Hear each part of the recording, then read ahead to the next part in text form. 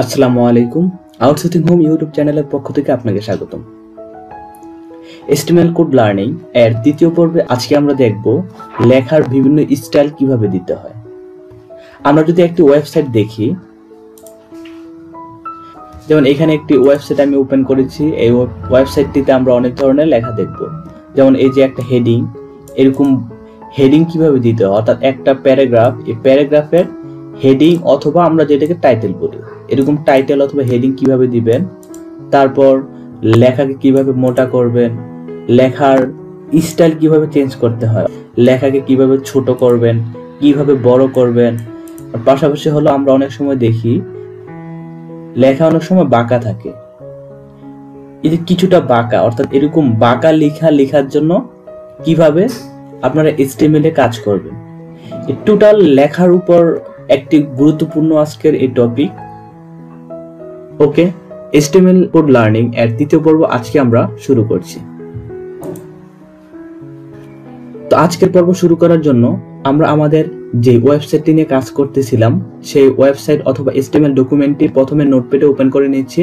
নোটপ্যাডে open করার জন্য আমাদের ফোল্ডারটিতে আমরা গেলাম, যাওয়ার পর এটাকে নোটপ্যাডে ওপেন করে নিলাম। নোটপ্যাডে ওপেন করার পাশাপাশি আমরা এটাকে আমাদের ব্রাউজারে ওপেন করে নিব। ব্রাউজারে ওপেন করার জন্য ওপেন উইথ থেকে ফায়ারফক্স।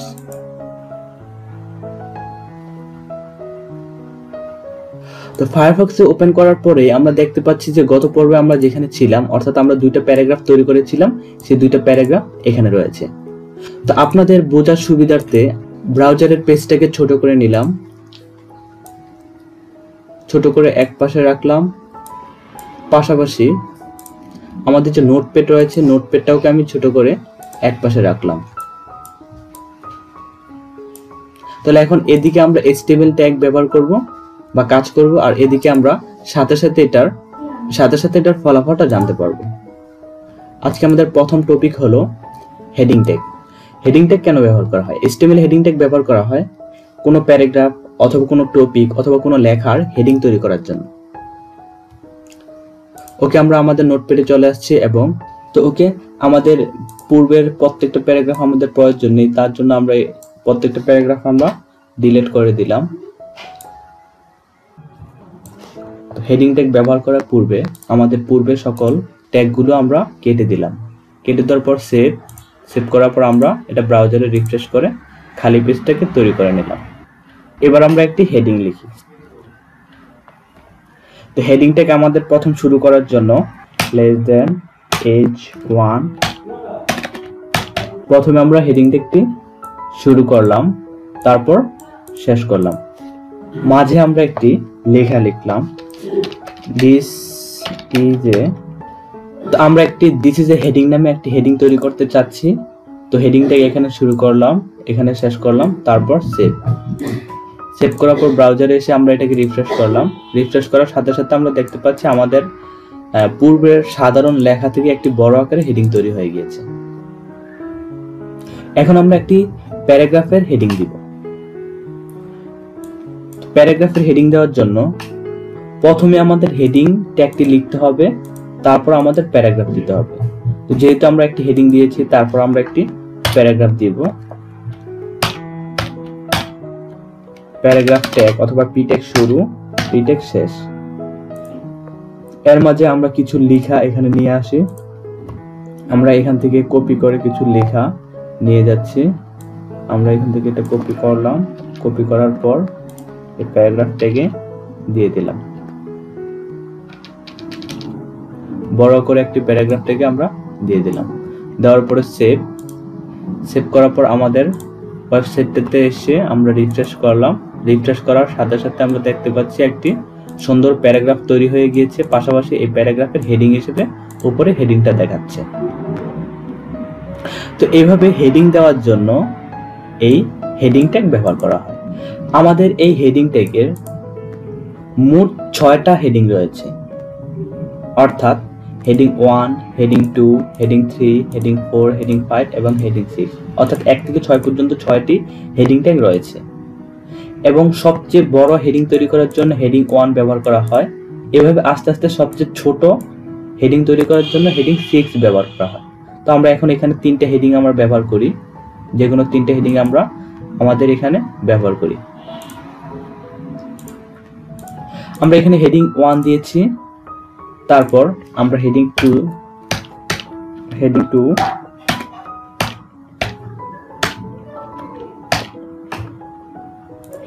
দিব।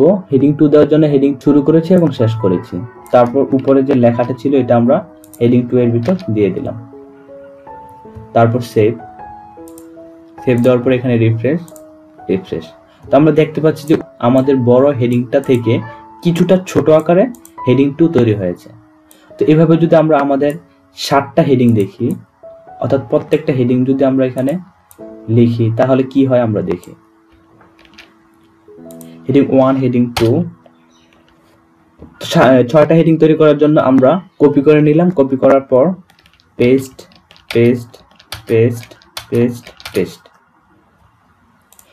তো এটা হলো হেডিং 1, হেডিং 2, এটাকে আমরা হেডিং 3 করব। হেডিং 3, তারপর হেডিং 4, তারপর হেডিং 6 শুরু, হেডিং 6 শেষ, আর শেষে হেডিং 7। দেখি হেডিং 7 কাজ করে কিনা। হেডিং 7 নামে কোনো হেডিং নেই আমরা দেখতে পাচ্ছি। যদি হেডিং 7 নামে কোনো ট্যাগ থাকতো তাহলে কিন্তু সাথে সাথে এটা নোটপ্যাড++ দেখিয়ে দিত। যেমন হেডিং 6 দেওয়ার সাথে সাথে কিন্তু নিচের লেখা চলে আসছে হেডিং 6।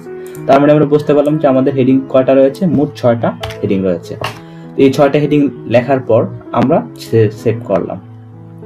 সেভ করার পর আমরা যদি আমাদের ব্রাউজারে রিফ্রেশ করি তাহলে আমাদের 6টা হেডিং দেখতে পাচ্ছি। এটা হলো heading 6, heading 5, heading 4, heading 3, heading 2, heading 1। তাহলে আশা করি হেডিং ট্যাগ সম্পর্কে আপনাদের ধারণা হয়েছে। তো এরকম প্যারাগ্রাফের যে কোনো হেডিং দেওয়ার জন্য অবশ্যই আশা করি এখন আপনারা হেডিং দিতে পারবেন।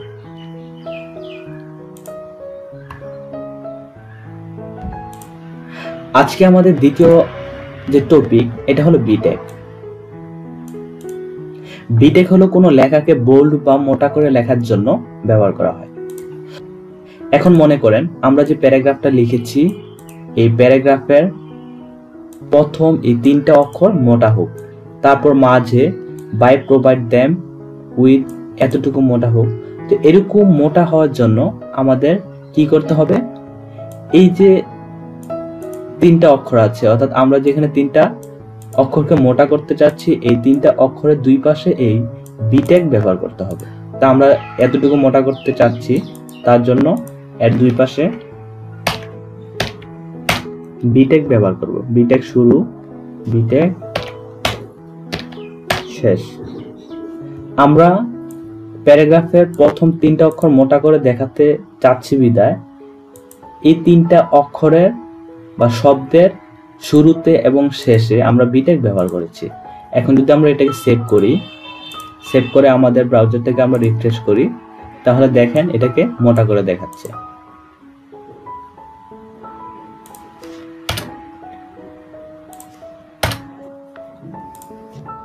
তো আমরা এটাকে সুন্দর করে সাজিয়ে নিলাম। এতক্ষণ এটা এক লাইনে ছিল, এক লাইনে থাকলেও যেই কাজ করবে এভাবে সাজিয়ে নিলেও একই কাজ করবে। তো দেখার সুবিধার্থে আপনারা এইভাবে সাজিয়ে নেবেন। তাহলে আমরা প্রথমে যে 3টা অক্ষরকে মোটা করলাম এটা আমরা বুঝতে পারলাম। এখন আমরা চাচ্ছি মাঝে দিয়ে একটা অক্ষর আমরা মোটা করব, অর্থাৎ এই বাই প্রোভাইড দেম উইথ এতটুকু আমরা আবার মোটা করতে চাই। আবার এতটুকু মোটা করার জন্য এখানে বিটেক শুরু করব আর এখানে আমরা শেষ করব।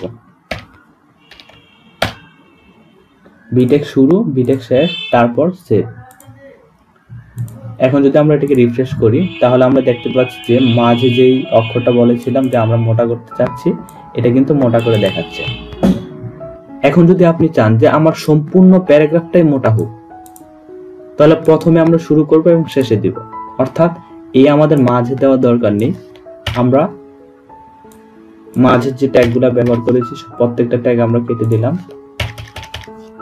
কেটে দিয়ে প্রথমে আমরা এখানে বিটেক ব্যবহার করব আর একবারে শেষে পি ট্যাগের আগে আবার বিটেক শেষ করব।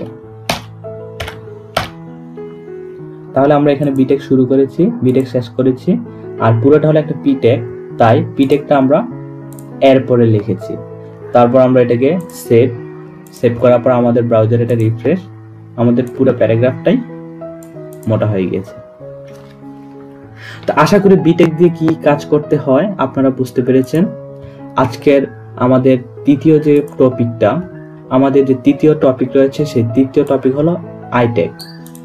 আইটেক হলো কোনো লেখাকে ইটালিক বা বাঁকা করে লেখার জন্য। অর্থাৎ আমরা একটু আগে দেখেছিলাম যে একটি ওয়েবসাইটে কিছু অক্ষর বাঁকা করে দেওয়া আছে, সেই বাঁকা করে লেখার জন্য আমাদের এই আইটেক ব্যবহার করা হয়। অর্থাৎ আপনি চাচ্ছেন যে প্রথম 3টা অক্ষর বাঁকা হোক, তাহলে প্রথম 3টা অক্ষর বাঁকা তৈরি করার জন্য আমরা বিটেকটা মুছে দিচ্ছি।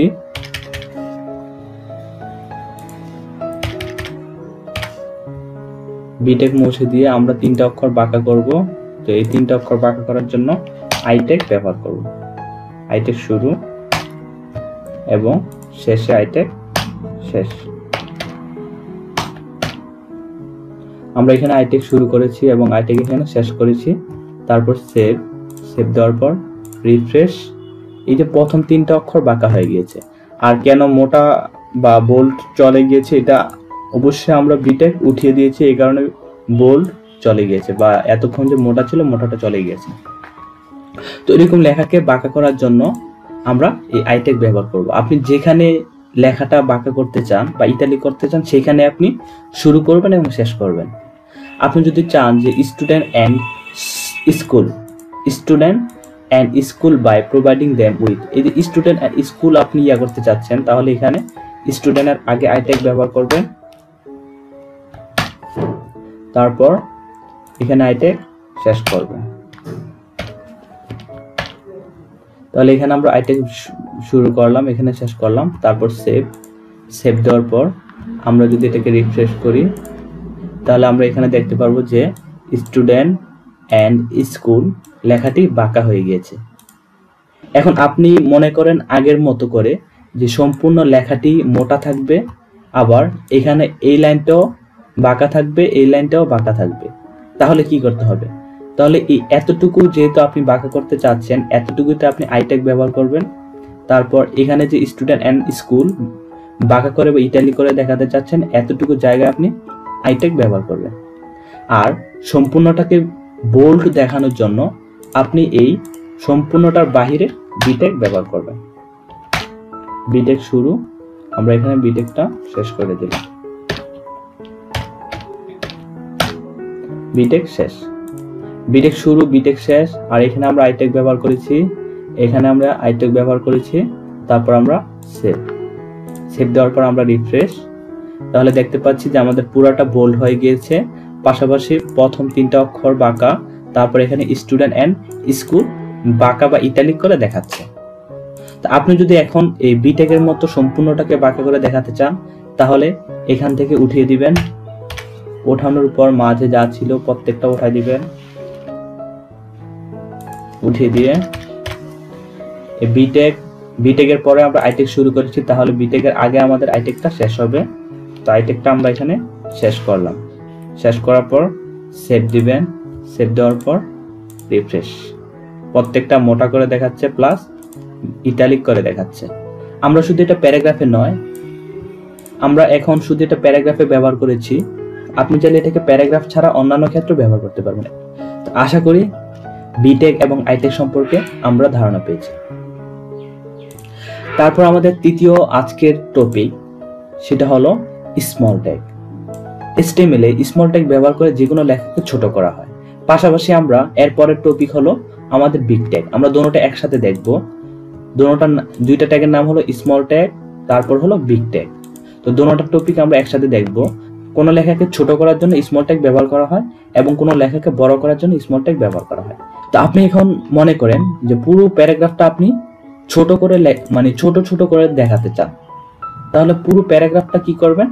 স্মল ট্যাগের ভিতরে নেবেন, স্মল ট্যাগ শুরু করবেন এবং প্যারাগ্রাফটা শেষে স্মল ট্যাগ শেষ করবেন। তাহলে আমরা এখানে স্মল ট্যাগ শুরু করেছি, স্মল ট্যাগ শেষ করেছি। তারপর যদি আমরা সেভ করি, সেভ করার পর রিফ্রেশ করি, তাহলে দেখেন পুরো প্যারাগ্রাফটা কিন্তু ছোট হয়ে গেছে। এখন আমরা অনেক সময় দেখি যে কোনো প্যারাগ্রাফের সম্পূর্ণ লাইনটা ঠিক আছে, শেষে একটা লাইন বা দুইটা লাইন ছোট করে ঠিকানা লেখা থাকে। তো এই ঠিকানাগুলো কিভাবে লিখে? এই ঠিকানাগুলো কিভাবে লিখে? প্যারাগ্রাফটা নর্মাল টেক্সট থাকে, অর্থাৎ এখানে স্মল টেক্সট ব্যবহার করা হয় না, কিন্তু শেষে স্মল টেক্সট ব্যবহার করে মাঝে দিয়ে একটি অ্যাড্রেস লিখে দেয়। আমরা এখানে লিখলাম যে ঢাকা 1240, বাংলাদেশ।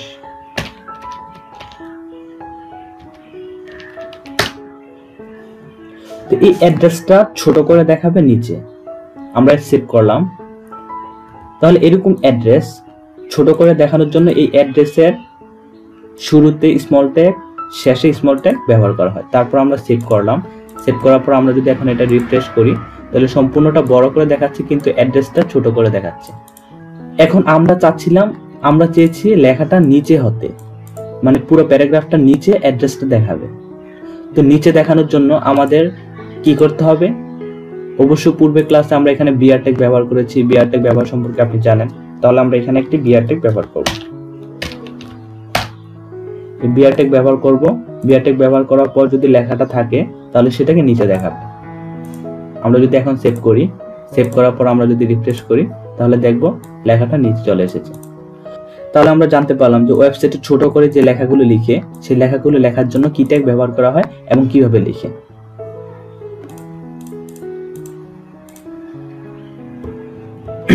তারপর বিটেক ব্যবহার করা হয় প্রথমে বলেছি যে লেখাকে বড় করার জন্য। তো আমরা অনেক সময় দেখি যে কোনো প্যারাগ্রাফের প্রথম দুইটা অক্ষর অনেক বড় থাকে, তারপর প্রত্যেকটা ছোট, অথবা প্রথমে একটা অক্ষর বড় থাকে তারপর প্রত্যেকটা ছোট, অথবা আপনি প্রত্যেকটাই বড় করে দেখাতে চান, তো আমরা একটা একটা করে দেখব। তো আমরা প্রথম চাই যে প্রথম অক্ষরটা উই বড় হবে আর প্রত্যেকটা ছোট হবে। তাহলে উই এর আগে বিগ টেক ব্যবহার করবেন। বিগ টেক শুরু, উই এর পরে বিগ টেক শেষ। তাহলে এখানে বিগ টেক শুরু, বিগ টেক শেষ। তারপর যদি আমরা সেভ করি, সেভ করার পরে এটাকে রিফ্রেশ করি, তাহলে আমরা দেখতে পাচ্ছি উইটা কিছুটা বড় হয়ে গিয়েছে। তাহলে আমরা এই তিনটা অক্ষর এখন বড় করতে চাচ্ছি।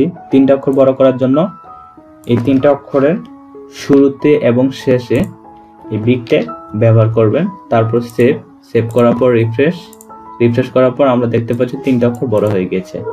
এখন যদি আপনি পুরো প্যারাগ্রাফটাকে বড় করতে চান, তাহলে কি করতে হবে অবশ্যই আশা করি বুঝতে পেরেছেন। প্রথমে বিগ টেক ব্যবহার করবেন, তারপর সবার শেষে বিগ টেক ব্যবহার করবেন। আমরা ঠিকানাটার বাহিরে রাখতে চাই, তো ঠিকানাটার আগে আমরা বিগ টেক ব্যবহার করলাম, ঠিকানাটা ছোট করে দেখা। তারপর সেভ করার পর রিফ্রেশ, পুরো অক্ষরটা বড় হয়ে গিয়েছে, জাস্ট খালি ঠিকানাটা ছোট আছে। আশা করি এখন থেকে আপনি লেখাকে বড় করতে পারবেন, ছোট করতে পারবেন, যে কোনো স্টাইলের তৈরি করতে পারবেন। তো আমাদের স্মল ট্যাগ এবং বিগ ট্যাগ শেষ। তারপর হলো ডেল ট্যাগ। ডেল ট্যাগ হলো আমরা অনেক সময় অনেক লেখার মাঝে দাগ কাটা দেখি, অর্থাৎ ডিলের চিহ্নটা দেখে থাকি। অনলাইনে কোনো পণ্য কিনতে চাই, তখন আমরা সেখানে লেখা দেখি বা এরকম লেখা থাকে অনেক সময় যে ১৫০০ টাকা, এটা পূর্বের মূল্য ছিল, এটাকে মাঝখান দিয়ে কেটে দিয়েছে, আর বর্তমান টাকা হলো ১২০০ টাকা, সেটাকে সবুজ কালি করে রেখেছে। তো আমরা এরকম ভাবে একটা লেখা লিখবো, দেখি আমরাও লিখতে পারি কিনা। তো আমরা এই প্যারাগ্রাফটা নিচেই আমরা নতুন একটি ডিলেট ট্যাগ নিলাম। তো ডেল ট্যাগ নিলাম, আমরা এখানে একটি সংখ্যা দিলাম যে প্রিভিয়াস প্রাইস ১০০০ টাকা।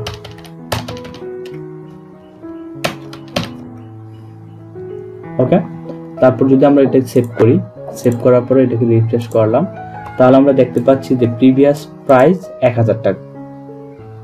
এরকম চিহ্ন অবশ্যই আমরা কিন্তু দেখি, আমাদের বিভিন্ন ওয়েবসাইটে গেলে আমরা দেখতে পারি প্রিভিয়াস প্রাইস ১০০০ টাকা, তারপর এরপরে লেখা থাকে যে প্রেজেন্ট প্রাইস ৯০০ টাকা। তারপর এটাকে সেভ, তারপর রিফ্রেশ, এই যে প্রেজেন্ট প্রাইস 900 টাকা। এখন আমরা এটাকে যদি নিচে দেখাতে চাই তাহলে এখানে একটু বিয়ার ট্যাগ ব্যবহার করবেন। বিয়ার ট্যাগ ব্যবহার করার পর সেভ, তারপর এই যে প্রিভিয়াস প্রাইস কত 1000 টাকা, বর্তমান প্রাইস কত 900 টাকা, 1000 টাকা কম এখন। এখন এই পুরো লেখাটাকে কিন্তু আমি বলেছিলাম যে কোনো লেখায় আমরা কি করব, প্যারাগ্রাফের ভিতরে লিখব। তাহলে এই লেখাটিও আপনারা প্যারাগ্রাফে লিখবেন। তো প্যারাগ্রাফে লেখার জন্য প্রথমে পি ট্যাগ ব্যবহার করবেন, তারপর এখানে পি ট্যাগ শেষ করবেন। তো আমরা প্যারাগ্রাফের ভিতরে সুন্দর করে লিখে ফেলেছি। তারপর সেভ করবেন, লেখা যা তাই থাকবে। তাহলে এরকম লেখার মাঝে দাগ কাটার জন্য এই ডেল ট্যাগ ব্যবহার করা হয়। এখন আপনি চাচ্ছেন যে প্রিভিয়াস প্রাইস লেখাটা দাগ না কাটুক, শুধু 1000 টাকাটা দাগ কাটা থাকবে। তাহলে কি করতে হবে, এই প্রিভিয়াস প্রাইস লেখাটাকে আপনি এই ডেলের আগে লিখে দিতে হবে। তারপর সেভ দিলাম, সেভ দেওয়ার পর রিফ্রেশ, তাহলে যে প্রিভিয়াস প্রাইস 1000 টাকা আর প্রেজেন্ট প্রাইস 900 টাকা। তো এরকম যে কোনো লেখার মাঝে দাগ কাটার জন্য বা ডিলের চিহ্ন দেখানোর জন্য এই ডেল ট্যাগ ব্যবহার করা হয়। তাহলে আশা করি আমরা একটি লেখাকে হেডিং দিতে পারবো, মোটা করতে পারবো, তারপর ছোট করতে পারবো, বড় করতে পারবো, এরকম ডিলের চিহ্ন দিতে পারবো। আমার এই ভিডিও যদি আপনার ভালো লেগে থাকে তাহলে অবশ্যই বন্ধুদের সাথে শেয়ার করবেন, পাশাপাশি লাইক করবেন। আপনি যদি এখনো আমাদের এই চ্যানেলটি সাবস্ক্রাইব না করেন তাহলে অবশ্যই সাবস্ক্রাইব করবেন এবং প্রতিটি ভিডিও সবার আগে পাওয়ার জন্য বেল আইকনে ক্লিক করবেন।